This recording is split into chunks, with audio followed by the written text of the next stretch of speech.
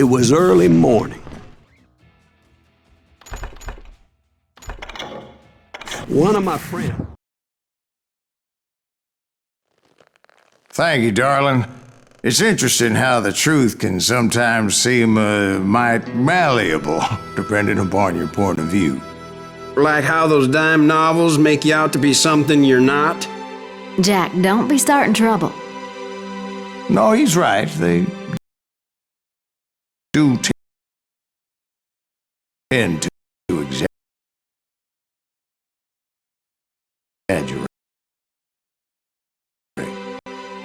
Did they exaggerate your part in taking down the Daltons? Well, I was there in the flesh, boy, so I saw what happened firsthand.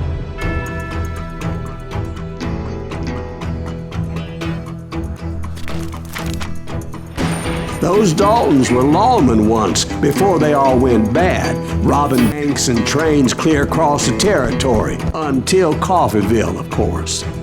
I was one of the citizens who took up arms that day.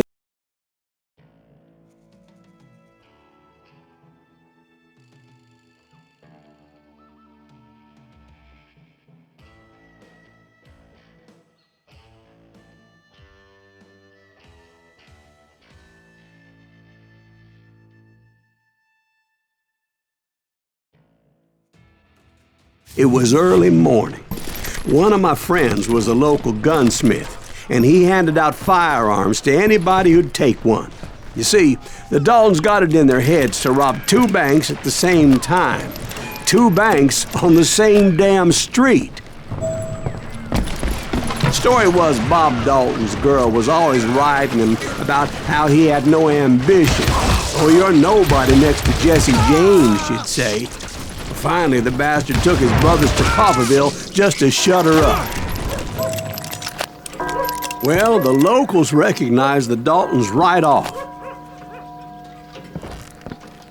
Before they could get away, half the town took up arms to defend their property.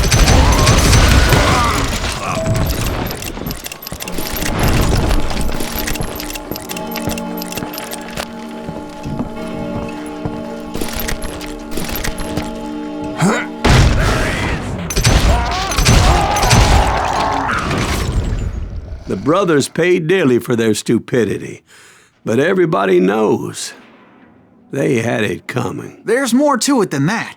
I read all about that day, so I know for a fact that it went down very differently. First of all, it was high noon. A posse of U.S. deputy marshals were on the rooftop across the street. Get ready, boys. They're gonna make a move. The lawmen had been tracking the Daltons for months, and now they finally had them dead to rights. Among them was a bounty hunter feared by many a lawbreaker. This man had no intention of letting the Daltons slip away. The marshals tried to get the Daltons to surrender. They'll give up at that.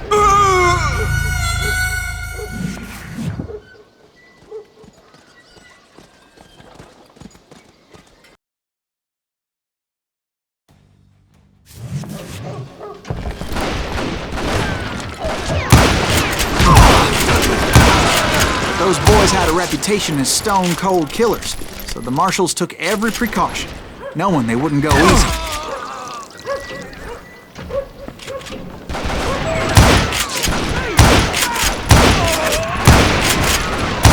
They met an adversary that day who had no fear and offered them no quarter. The marshals tried to get the Daltons to surrender. They'll give up eventually. We just gotta wait till some of the bitches out. This bounty hunter knew that the brothers were far too proud to ever lay down their guns.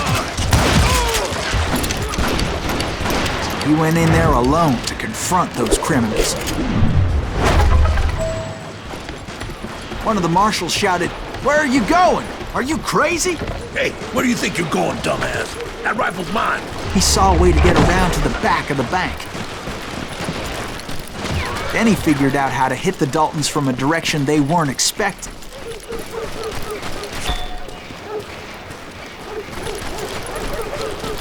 From above.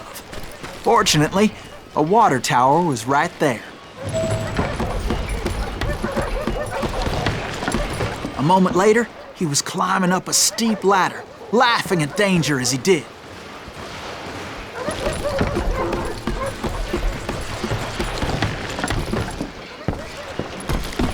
brave men like him who risked their lives to tame this wild country.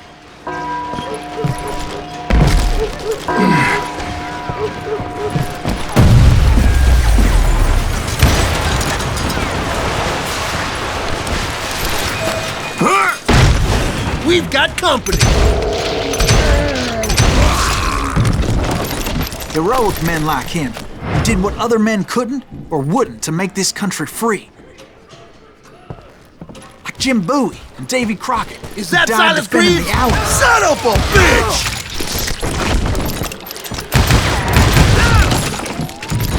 Get out here!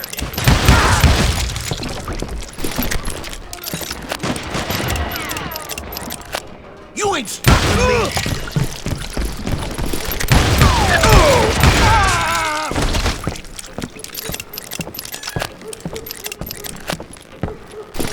Over there! That's Silas Greaves! What the hell? Blam! Blam! He came away victorious, taking down those thieving Daltons.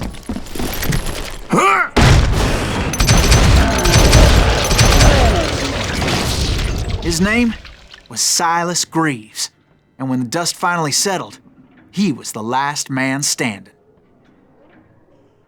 Sorry, kid, but that just wasn't the way it happened.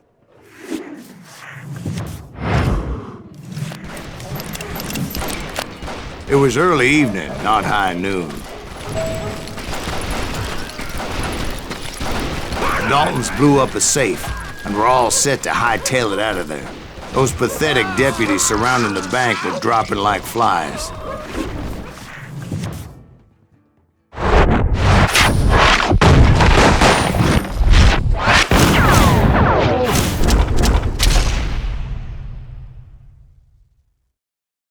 I had been tracking those jokers for months, waiting for them to do something reckless. In for the kill! And finally, they did. Those stupid bastards decided to rob two banks at the same time in the same town where everybody... But they still had friends in coffee. Hey, you gotta put some holes in them! And those friends came after me like a pack of wild dogs, tooth and nail. They were coming at me from all directions. I caught sight of the Daltons running with the money and didn't want to lose them. Problem was, they knew the town better than I did. Here we go! Did the Daltons hole up in somebody's house? No, it was the Smiths, I believe. They were cousins of the Daltons. They were shooting at the Browns, who were shooting at the Daltons. Which wasn't any surprise, since those two families have been feuding forever. And since the Joneses are related to the Browns, they shot at the Smiths, pissing off the Heimhoffers, whose daughter recently married a Smith. The Dalton boys knew I would never give up. Those Daltons weren't the sharpest knives in the drawer, but they always stood together. They set a trap to slow me down and allow at least two of them to escape. The third brother stayed behind to plant me, just in case that trap of theirs didn't work. It was Emmett, the youngest, and he decided to stand his ground and face me down. I ain't afraid of you, Silas Greaves. This is where it ends for you. He was determined to protect his brothers, and I understood how he felt. Taking me on all by his lonesome wasn't exactly a recipe for a long life. Almost! Gonna beat you like a red-headed stepchild! But Emmett Dalton survived the robbery in Coffeyville. He's the only Dalton who did. They say he was shot 23 times. Well, Dwight, who do you think put all those damn holes in him?